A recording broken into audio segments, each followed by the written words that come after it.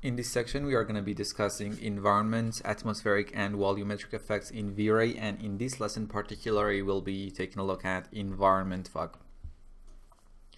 V-Ray environment fog is an atmospheric effect that simulates fog, haze, atmospheric dust, and other atmospheric aerosols. The scene I have here is from the volume 30 of the ARC Exterior Collection by Evermotion. We are gonna spend a very small amount of time here to explain how to set up environment fog, and then we'll be headed to our next scene to explain different parameters of this effect. The current scene won't be provided with the project files, and if you like it, you can head over to evermotion.org and buy the scene. To add environment fog to your scene, simply from the rendering menu, go to the environment window,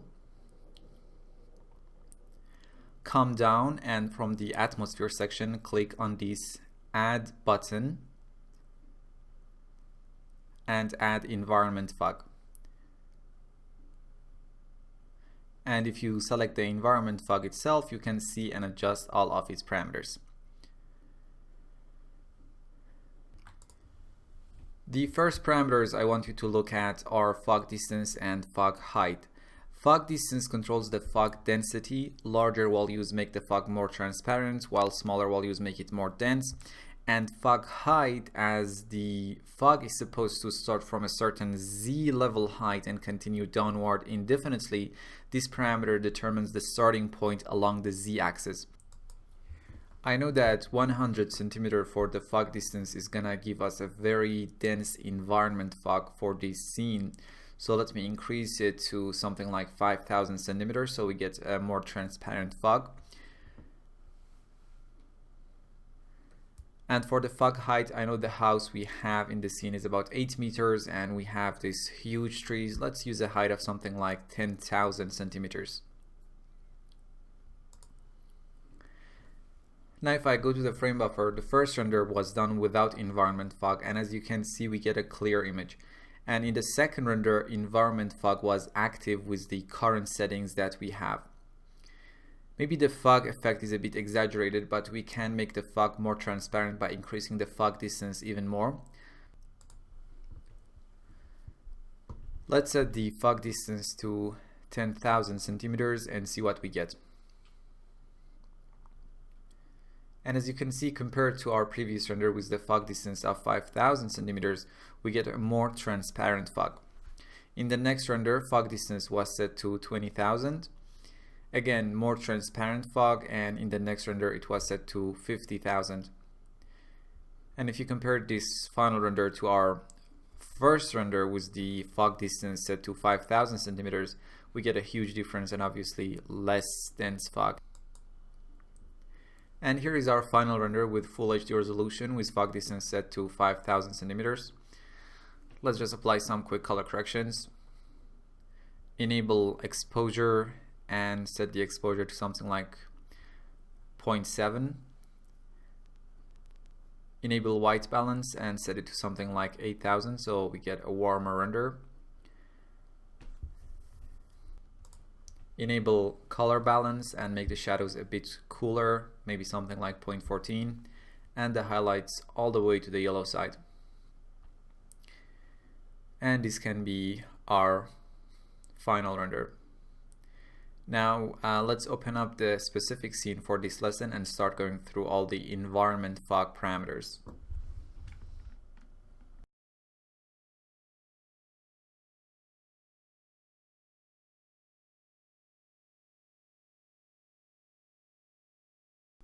In this scene, which is 0901 environment fog start, we have this very simple scene. We have this box as our main subject, a main light that is coming from the right side, and a secondary light that is coming from the left side. And if we render the scene right now, this is what we are going to get in render 01. Now let's go to the environment and effects window and add V-Ray environment fog.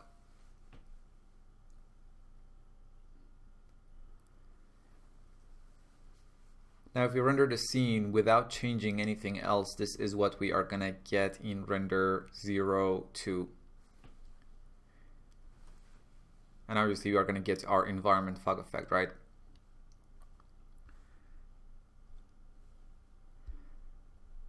The first parameter I want to talk about is fog height, and we know fog height is the point where the fog starts on the z-axis and continues downward indefinitely.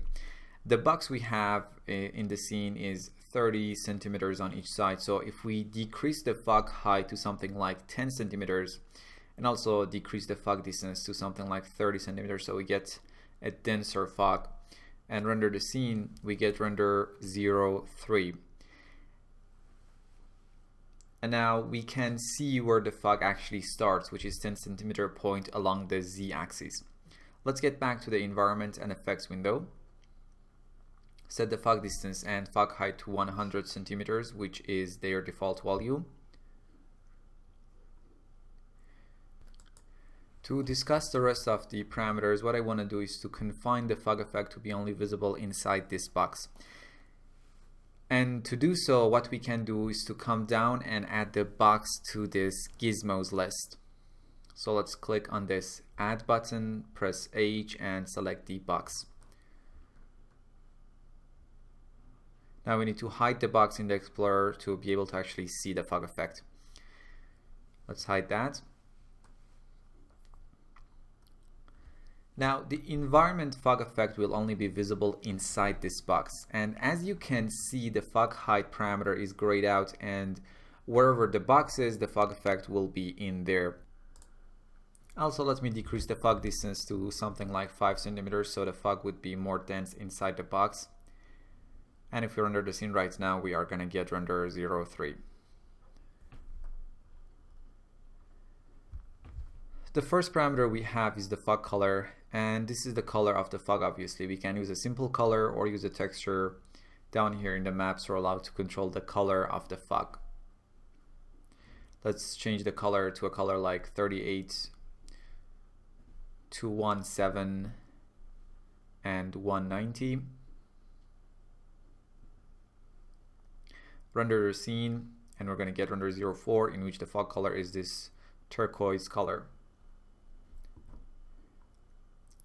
Or we can use a texture to control the fog color. So let's open up the material editor.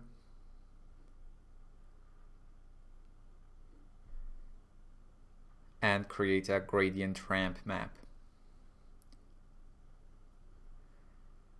Change the first color to a pinkish color like 210, 30, and 174.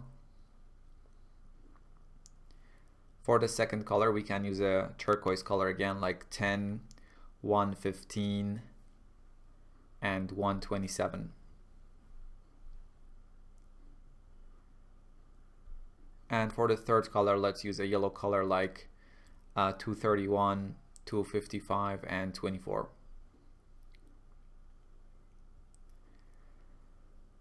Also, let's make sure the mapping type is set to planner from object XYZ.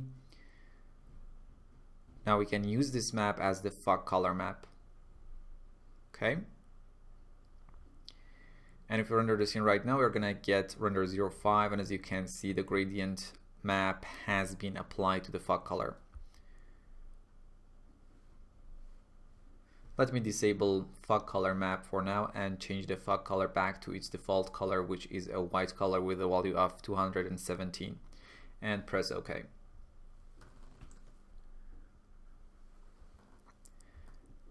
We discussed fog distance. We have fog emission, and this option controls the fog emission or self-illumination. Obviously, if we render the scene with fog emission color set to black, we don't get any self-illumination from the fog, as we can see in the frame buffer. Now, first let's try a medium gray color as the fog emission color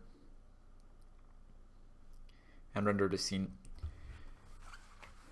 As you can see in this render, we get a visible self-illumination quality in the fog. And for the next render, let's set the fog emission color to an orange color with the R, G, and B values set to 188, 109, and 52.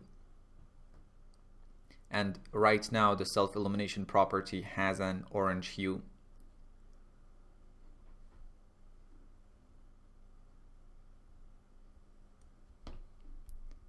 Let's set the fog emission back to black for now. We have scattered GI and scatter bounces. Scattered GI, when enabled, the fog will also scatter global illumination.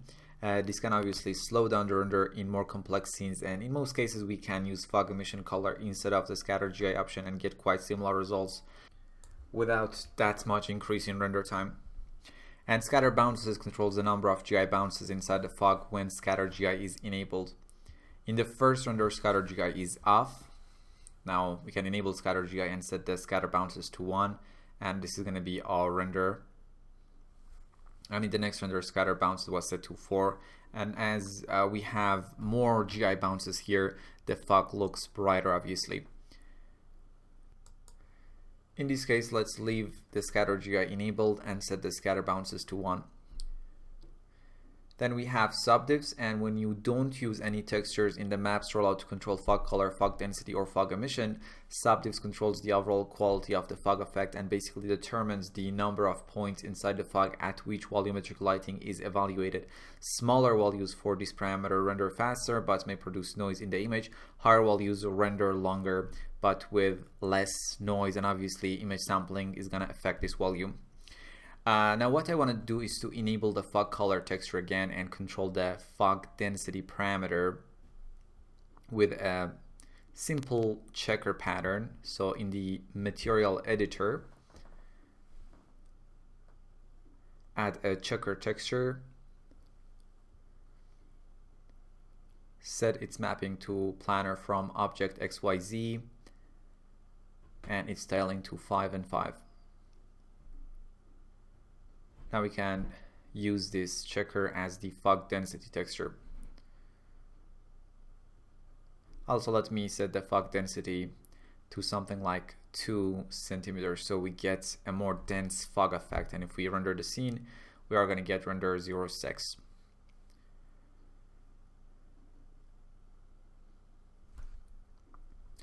When we actually use a texture to control fog color, fog density, or fog emission, the overall quality of the effect will be controlled using step size, texture samples, cutoff thresholds, and max steps parameter. And let me quickly quote V-Ray's guide on these parameters. Ray matching sampler is used when any of the fog properties like color, density, or emission is mapped with a 3D texture. The sampler steps through the volume, evaluating volumetric textures and lighting until it leaves the volume if there are atmospheric gizmos specified, or until the accumulated volume transparency falls below a certain cutoff threshold, or until a specified number of maximum steps is reached. Step size determines the size of one step through the volume. Smaller steps produce more accurate results but are slower to render. In general, dense volumes require smaller step sizes than more transparent volumes. In practice, step sizes that are 2 to 3 times smaller than the fog distance parameter work well. We have texture samples, which determines the number of texture samples for each step through the volume. This allows to sample textures more accurately than the volumetric lighting. It is useful in cases where the texture vary much faster than the lighting itself. And cutoff threshold controls when the ray matcher will stop calculating the volume. If the accumulated volume transparency falls below this threshold, the volume will be considered opaque and tracing will be aborted. Higher values make the rendering faster but may introduce artifacts. And max steps specifies the maximum number of steps through the volume. Let's set the step size to 16 and take a look at the frame buffer. As you can see, with the step size of 16, we get a very noisy and inaccurate result. The step size of 4 was used in the next render, and we get more accurate result, but still there are some problems in the shading, as you can see.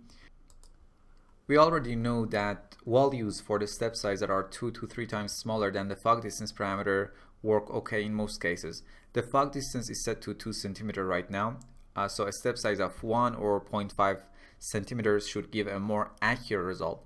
So in the next render, step size was set to 1, and the result is much better and the shading is more accurate, but if I zoom in, we still get some shading problems. And finally, step size was set to 0.5 centimeters, and this value gives us perfect results.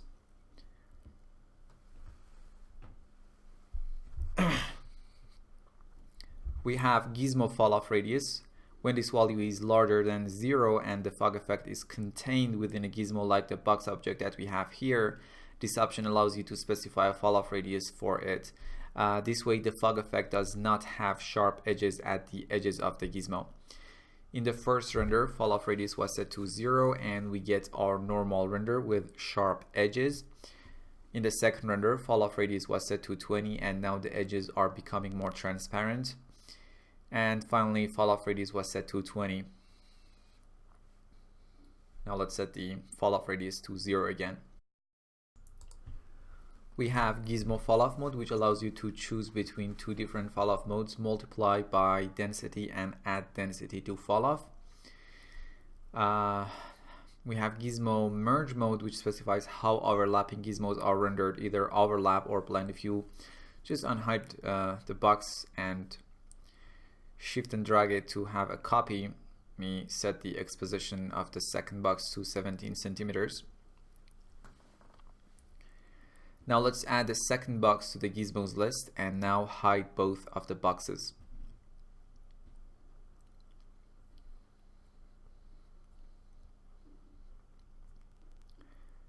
Now if you render the scene right now, the first render here in which merge mode was set to overlap, and in the second render it was set to blend. You can see just a bit different in this overlapping areas. Let's set it to overlap again. Deep output, if enabled, allows for deep EXR output of the fog effects. We have maps rollout that we discussed.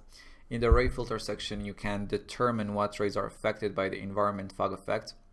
Affect background: when disabled, the background will not be obscured by the fog. Affect reflection specifies whether the fog will be rendered in reflections or not. Affect refraction specifies whether the fog will be rendered in refractions or not.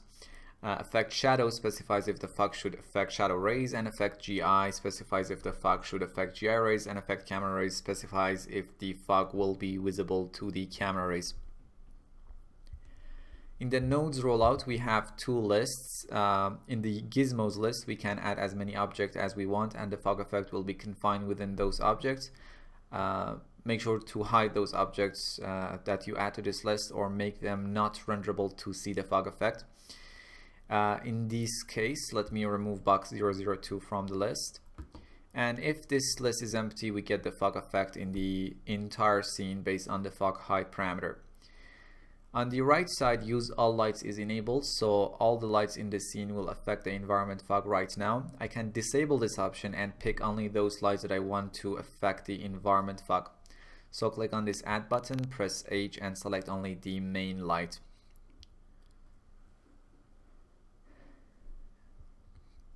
In the frame buffer, the first render was done with use all the lights enabled. So here we are using both the main and the fill light. And in the second render, we are only using the main light to affect the environment fog. As you can see, the left side is getting a bit darker.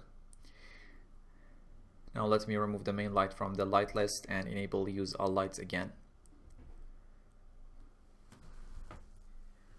For the final render, let's create a quick 3D checker pattern. So open up the material editor, shift drag to copy the current checker pattern and rotate it on X by 90 degrees. Let me add a new composite map. Connect the first checker pattern to layer 1 and the second one to layer 2, and set the blending mode to for the second layer to multiply. Now if we connect the composite map to the fog density, we are gonna get a 3D checker pattern in the fog effect. Now let's take a look at a few final renders. This is our first final render. Now let me go to the denoiser pass. And here the original texture pattern was used.